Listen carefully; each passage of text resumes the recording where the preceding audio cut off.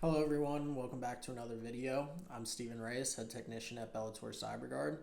In this video we'll continue the Security 6 series and talk about encryption, specifically drive encryption, and a little bit about the IRS requirement for drive encryption, specifically encrypting PII that's stored at rest and in transit, and how we can meet these requirements and remain compliant. So first, a little bit about encryption. What is encryption, right? It really just refers to taking legible text and turning it into what they call ciphertext or just nonsense text, right? So taking legible text and turning it into illegible random characters. There are two types of encryption, symmetric and asymmetric. Really, these just refer to symmetric being one key to encrypt text and the same key to decrypt the text. And then asymmetric has two different keys, one key to encrypt the text and another key to decrypt the text. Then there's different methods of encryption. The most popular is the AES method. And then you'll hear AES 128, 192, 256. These are considered different levels of encryption.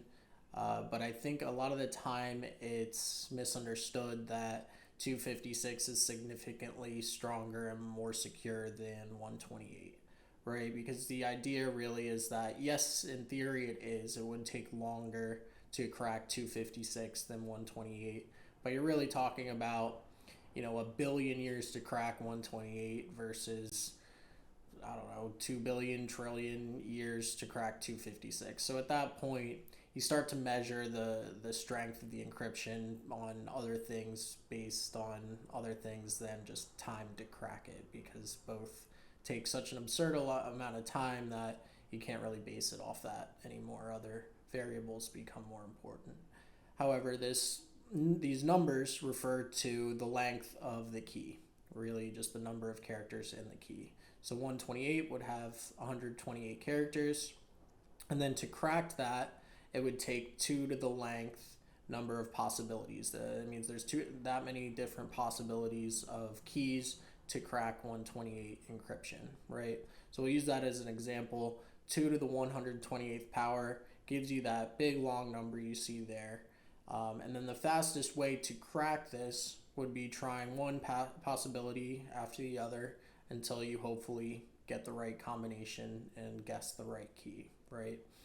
So that quickly, if you do the math, you get this big long number, and it quickly becomes really just too time consuming to try to crack it this way.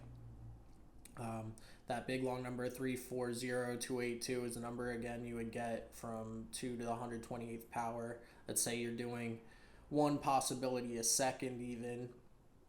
You're looking at billions, if not trillions of years to crack this encryption. So it becomes pretty ridiculous to even attempt that way. That being said, all internal and external drives, I can't stress this enough, for our tax preparers should be encrypted using some sort of method to encrypt our hard drives. Anything containing PII, whether it's internal or external, should be encrypted, and using something like AES 128, 192, 256, it doesn't matter which really, all are more than sufficient like we discussed, but there should be some sort of encryption on the hard drives containing any of this sensitive data. So when it comes to drive encryption, there are two main services to use. There are other options out there depending on use case, but for most users on their personal computers, if you have one device, you'll probably use either BitLocker or FileVault. So, and that's because these are built into Windows and Mac. So BitLocker's the Windows version, and FileVault is the Mac version.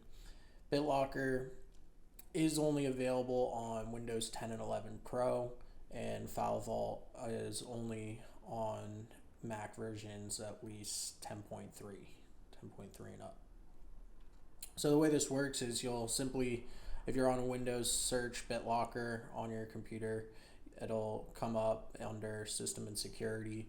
You'll just turn it on your hard drive, and then you'll go through some steps, it'll ask you to store the backup recovery key first. So I would print this as well as save a file if you can. Definitely back up this recovery key, and that's because you'll need that recovery key if you need to unlock it in the future on, say, a new device. So if your computer crashes and you can't use your computer anymore, you have to get a new computer, but you want to use the same old hard drive and get the data off of there at least, you'll need to have that recovery key in order to use it on the new device, or otherwise it'll remain encrypted.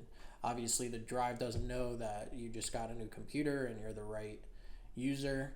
It has no way to differentiate between that scenario and your drive getting stolen. So when it's encrypted, if you use it on any other device, you won't be able to open it without that recovery key. TPM chips are very nice because they kind of they allow you to not have to use a key or a password. There won't be anything else to enter. If you have a TPM chip and you set up your BitLocker to rely on that to unencrypt the drive every time you turn the computer on, then there won't be any extra steps in doing this. You won't have to enter a password or use a USB key. You would just log in normally and your drive will remain encrypted. And it'll get unlocked every time using that TPM chip. However, not every device has a TPM chip, so there are some steps a lot of the time to follow in order to enable BitLocker to run without a TPM chip. So you would have to go into like registry editor and change some of the, either that or group policy, go into the group policy and change the rules and allow it to run without it. It's very simple to do, but once that's done, then you would set it up using a USB key or a password. So obviously a password or a PIN is pretty straightforward. You turn on your computer, then to unlock the drive, you just enter the PIN or password. The USB key refers to using a literal USB to serve as your key to unlock the drive. So when you turn on the computer, if you have a USB key set up, that USB will need to be plugged into the computer for the hard drive to get unlocked.